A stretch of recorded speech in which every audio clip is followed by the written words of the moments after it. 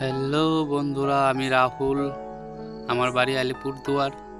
তো আজকে আমি গুজরাটে থাকি, এখানে কোম্পানিতে জব করি। তো ঘুরতে গেলাম গুজরাটের একটি কালী মন্দিরে। কালী মন্দিরের নাম হলো পাওয়াঘাট মহামা কালী মন্দির।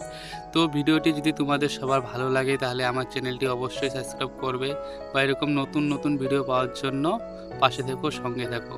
টাটা।